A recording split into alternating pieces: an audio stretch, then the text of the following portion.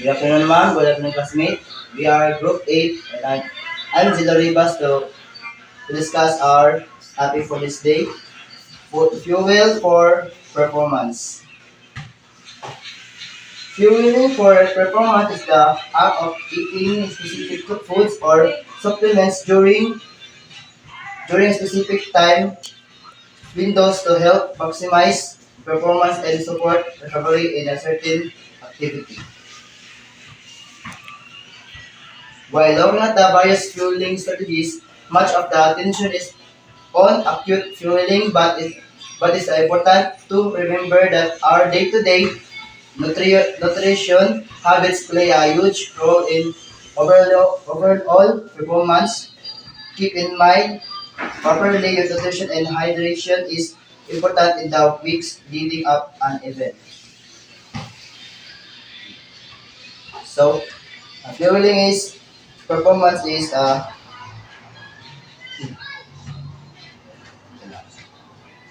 resistance-based gym session will have a different set of demands on the body than endurance-based session. Go. Energy system, EDP, phosphorus-creatine system. This is the energy system of choice for immediate forms of activity. This is an anaerobic energy system, which means that it does not require oxygen. Short, explosive events or activities lasting up to 10 seconds in the duration are going to be dependent on this energy system. For example of energy system, if this is a activities include max effort, activities such as sprinting, jumping, throwing, weightlifting, and punching.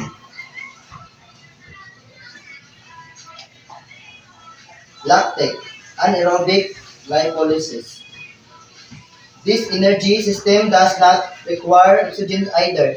We'll call upon this energy system for short duration activities lasting approximately 1 to 3 minutes in that duration. This involves in converting glucose to lactate for energy. This system can be trained with the exercise to improve our lactic acid threshold.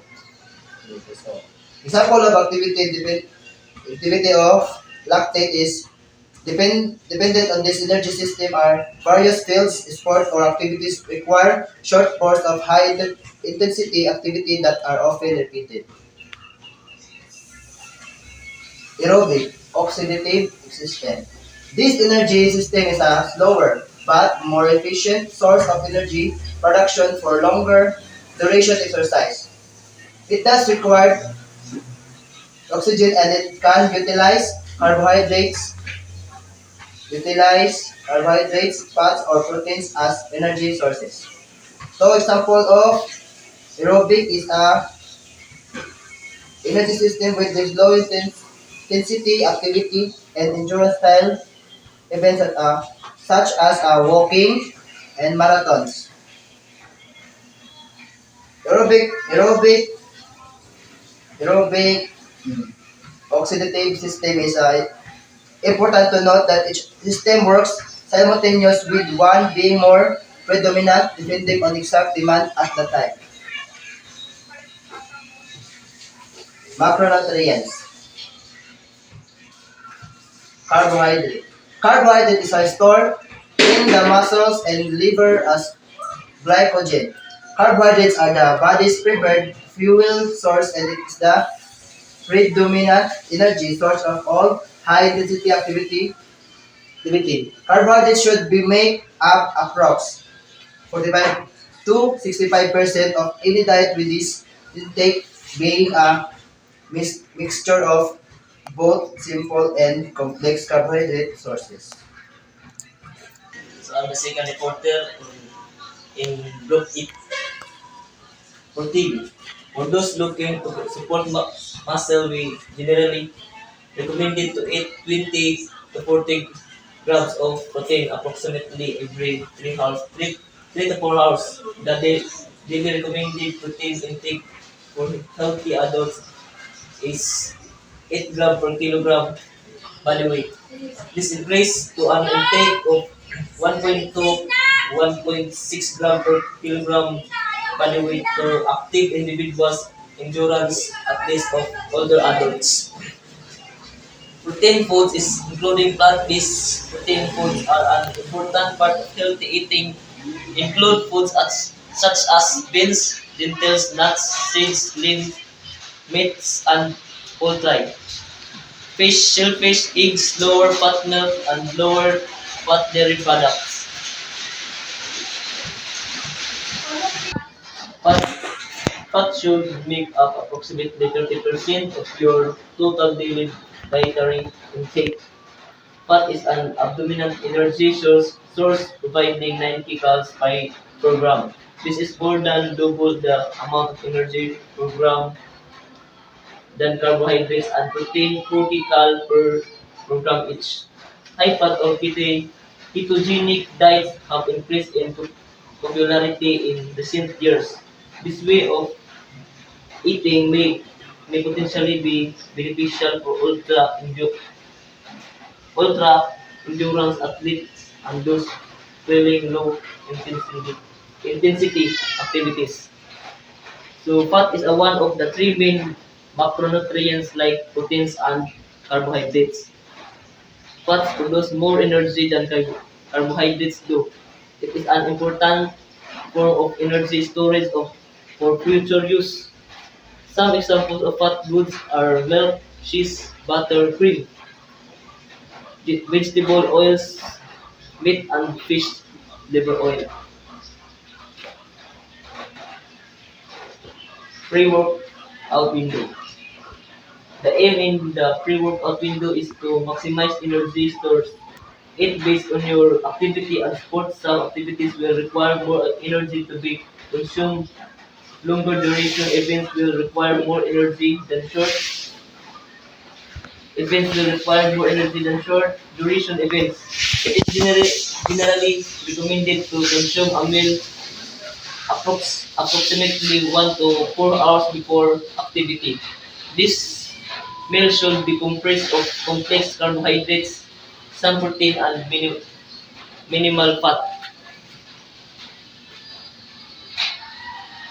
So, pre-workout experts suggest eating full meal 2 to 3 hours before exercising. If that window of opportunity isn't possible, then eating a small meal 30 minutes before hitting and gym can provide a host of benefits as well. So there are examples of pre-workout. First, whole grain toast, peanut or almond butter and banana slices. Chicken types, rice and steamed vegetables. Oatmeal, protein powder and blueberries. Scrambled eggs, veggies and avocado. Protein smoothie. Nutrition during exercise. Taking on certain foods and fluids during exercise can help to relieve fatigue and other exercise-related physiological responses. For shorter duration events, the focus should be on consuming adequate water. While beverage, electronics, and foods can be useful during longer duration of activity.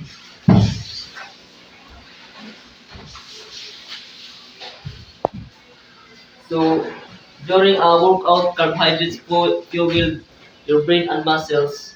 Carbs for the average workout if you are in good shape and want to feel fuel and daily. Light intensity workout is about 3 to 5 grams or carbohydrates for every kilogram of body weight.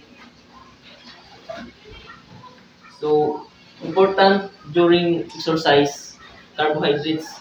You burn a lot of carbohydrates, the main fuel for your muscles when you exercise in the 20 to 60 minutes after your workout.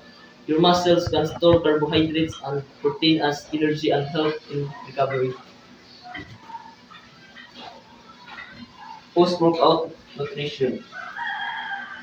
This window of time post-workout is hugely important to help support recovery and fuel. your next training session. Recovery is an ongoing process that can take up to a couple of days. Protein post-workout can help support recovery and muscle building when taken over time with regular resistance training.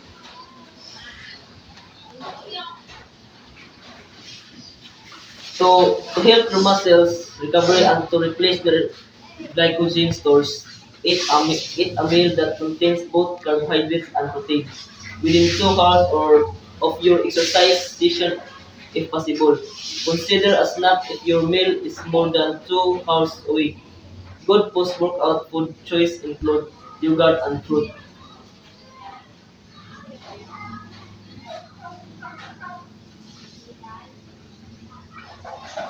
Hydration. Dehydration by as little as 2% can impact performance in all activities. Dehydration can lead to premature fatigue while also affecting decision making in sporting setting. While there is not a recommendation for how much plain water adults should be consuming daily, there are generally guidelines to follow to ensure that you are getting enough fluid.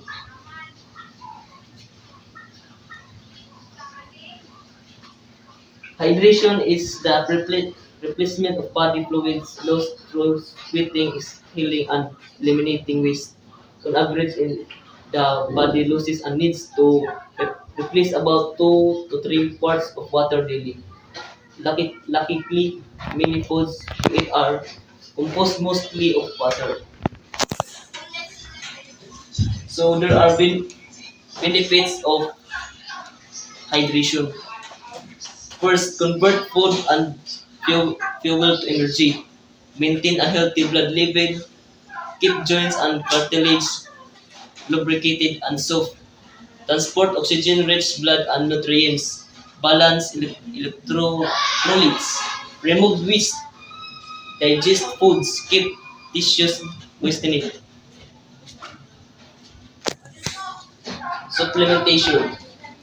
Once food has been addressed, supplementation may be helpful in supporting additional performance benefits depending on the chosen activity. Lutein, caffeine, and beta-alanine are all commonly used. Carbohydrate-based electrolyte drinks, bars and gels are all commonly used in longer duration or more endurance-based activities. So supplementation enhance your regular diet to ensure a healthy supply of nutrients. They contain vitamins and bitter and even sleep better. Nutritional imbalance can cause symptoms you didn't even realize were because of vitamins or mineral deficiency. Done.